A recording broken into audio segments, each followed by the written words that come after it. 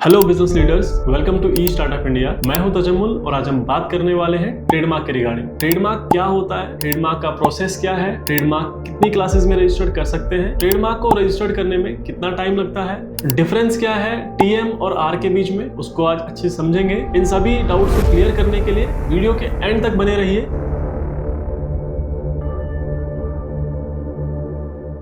तो चलिए सबसे पहले समझते हैं ट्रेडमार्क क्या होता है। ट्रेडमार्क का मतलब है आपके बिजनेस का लोगो, नेम, डिजाइन या कोई कलर जो आपने रखा है उसको सिक्योर किया जा सके, कोई और पर्सन आपके बिजनेस नेम, लोगो का यूज ना कर पाए। चलिए इसको समझते हैं एग्जांपल्स के थ्रू। जैसे चार चूड़ी देखकर आपको ऑडी की याद आती है, नूडल्स खाते हुए आपको मैगी की याद आती है, साथ ही साथ प्यास लगने पर बिस्लेरी की याद आती है। तो ये है ट्रेडमार्क की पावर। तो वो उनके trademark logo and name registered है जिससे उनकी कंपनी या बिजनेस की पहचान शो हो रही है। तो बढ़ते हैं आगे और बात करते हैं ट्रेडमार्क क्लासेस की। ट्रेडमार्क क्लास क्या होती है और कितनी होती है। डिपार्टमेंट ने क्या किया हुआ है, जितने भी हमारे यहाँ इंडिया में प्रोडक्ट एंड सर्विसेज हैं उनको 45 क्लास के अंदर कैटेगराइज कर रखा है, सबको अलग अलग डिस्ट्रीब्यूट कर रखा है। जैसे एग्जांपल के तौर पर क्लास 1 में आपके केमिकल्स को डाला हुआ है, क्लास 5 में मेडिसिन डाली हुई है, क्लास 9 में अगर आपका बिजनेस इलेक्ट्रॉनिक्स डिवाइसेस में है तो आप क्लास 9 में रजिस्टर करेंगे। अगर आपका बिजनेस कपड़े का है तो क्लास 25 आपके लिए बेस्ट है। एंड इसी तरह से 45 क्लासेस हैं। तो अगर आप अपने बिजनेस के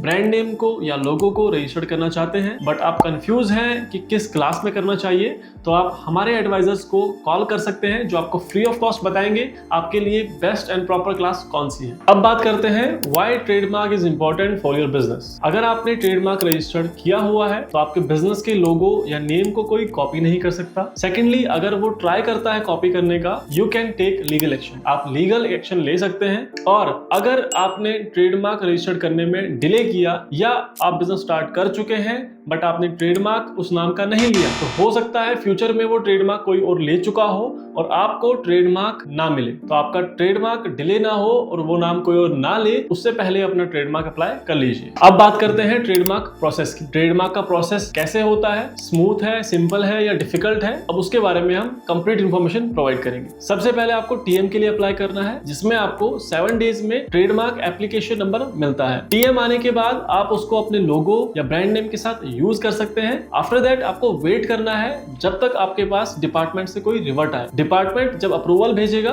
उसके बाद आप आर यूज कर सकते हैं। अब आप कंफ्यूज होंगे ये टीएम और आर अलग कैसे है। टीएम होता है आप एप्लीकेशन डाल चुके हैं अपने लोगो या नेम के लिए। आर का मतलब है जब आपके पास ट्रेडमार्क सर्टिफिकेट डिपार्टमेंट से अप्रूवल होकर आए, तब आप अपने ब्रांड नेम के साथ R in the circle use कर सकते हैं। बट रुकिए, आर लेना इतना इजी नहीं है। आपके ब्रांड नेम को आर मिलना that means a big achievement for your business, क्योंकि टीएम आने के बाद बहुत सारी पॉसिबिलिटीज होती हैं कि आपके ब्रांड नेम या लोगो के ऊपर government, trademark department objection raise करे या अपोजिशन आ सकता है। अब आप सोच रहे होंगे ट्रेडमार्क ऑब्जेक्शन ये क्या है। ट्रेडमार्क ऑब्जेक्शन का मतलब है टीएम आने के बाद डिपार्टमेंट अपने वेबसाइट पर जितने भी नेम्स, आपने जो नेम डाला है उससे सिमिलर है, उससे कोई नाम मिलता जुलता है, तो गवर्नमेंट आपको ऑब्जेक्शन रेज कर सकती है, आपसे आंसर पूछ सकती है, आपसे एक रिप्लाई मांग सकती है कि ये नेम आप क्यों यूज करना चाहते हैं, जबकि ऑलरेडी सिमिलर नेम लोग यूज कर रहे हैं या रजिस्टर्ड करा चुके हैं। ट्रेडमार्क ऑब्जेक्शन अलग अलग क्लासेस में ट्रेडमार्क डिपार्टमेंट इशू कर सकता है। अगर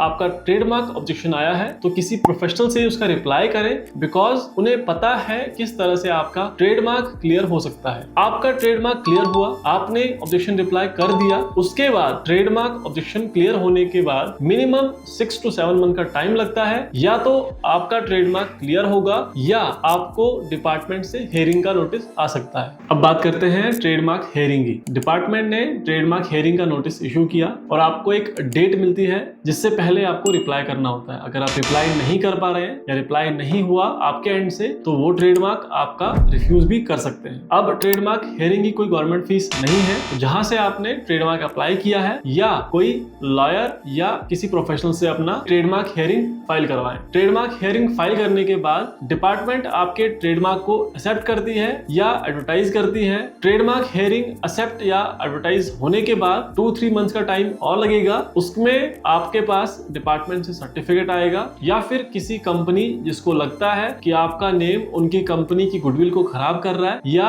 सिमिलर नेम आपने अप्लाई किया है, तो वो अपोजिशन फाइल कर सकते हैं। अपोजिशन का मतलब क्या है कि दे हैव ऑब्जेक्शन, उनको इस चीज से प्रॉब्लम है, आपका जो नेम आपने फाइल किया है वो सिमिलर है या कहीं ना कहीं उनकी गुडविल को नुकसान पहुंचा रहा है। अब उनके फाइल करने के बाद डिपार्टमेंट से एक और नोटिस आपको आएगा कि इस कंपनी ने आपके अपोजिशन में कंप्लेन फाइल की है। अब उस केस में आपको अपोजिशन फाइल करना है, अपने जो पॉइंट्स हैं, वैलिड पॉइंट्स विद प्रूफ आपको डिपार्टमेंट के सामने रखने होंगे। और ट्रेडमार्क अपोजिशन फाइल करने की गवर्नमेंट फीस 2700 रुपीज है, वो आपको पे करने होंगे। और आपका जो लॉयर है या जो प्रोफेशनल जिससे आपने काम करवाया है, ट्रेडमार्क अप्लाई करवाया है, वो आपका अपोजिशन फाइल करेगा। अपोजिशन फाइल करने के बाद डिपार्टमेंट सारी चीजें क्रॉस चेक करेगी, दोनों पार्टीज के प्रूफ, अटैचमेंट्स या जो भी आप डॉक्यूमेंटेशन दे रहे हैं उन सबको वेरीफाई करने के बाद आपका ट्रेडमार्क अप्रूव होगा या रिफ्यूज होगा। अगर वो रिफ्यूज करती है तो आप उस ट्रेडमार्क या उस नेम को यूज नहीं कर पाओगे। अगर वो अप्रूव होता है तो आप उसको विद आर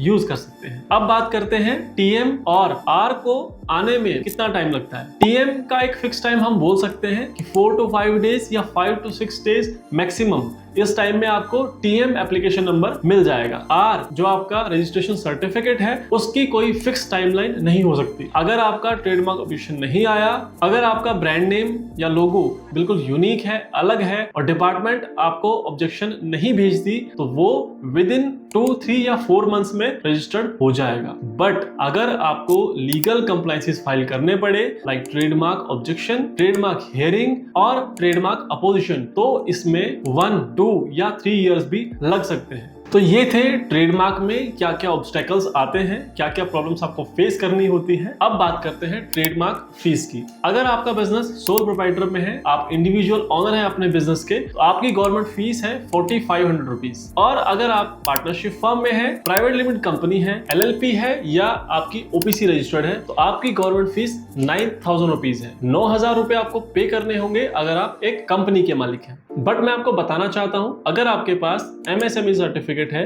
तो आपकी गवर्नमेंट फीस 9000 से 4500 हो सकती है। आपको करना क्या है, अपने लॉयर या प्रोफेशनल को अपना MSME सर्टिफिकेट प्रोवाइड करें ताकि वो आपकी गवर्नमेंट फीस 50% कम कर पाए। ट्रेडमार्क में आपको लीगल कंप्लायंसेस में ना फंसना पड़े, उसके लिए सबसे पहले जो इंपॉर्टेंट पॉइंट्स हैं वो मैं आपको बता देता हूं, आप उन पर वर्क करके ही ट्रेडमार्क अप्लाई करें। जब भी आप अपने बिजनेस का ब्रांड नेम या लोगो बना रहे हैं या कोई नेम सिलेक्ट कर रखा है आपने जो आपको यूज करना है, तो उसको प्रॉपर्ली सर्च कर ही अप्लाई करें। उसके लिए वेबसाइट के लिंक्स आपको डिस्क्रिप्शन में मिल जाएंगे या स्क्रीन पर भी दिखाई देंगे। अगर आपको अपना ब्रांड नेम सर्च करना नहीं आ रहा है या कंफ्यूज है कि नेम अवेलेबल है या नहीं है, उसके लिए आप हमारा फिजिबिलिटी रिपोर्ट पैकेज ले सकते हैं, जिसके अंदर हमारी लीगल टीम आपके ब्रांड नेम को प्रॉपर्ली चेक कर एक प्रॉपर रिपोर्ट बनाकर आपको प्रेजेंट करेगी। देन यू कैन डिसाइड आपको ये नेम करना है या नहीं। अगर आप विदाउट वेरिफिकेशन के,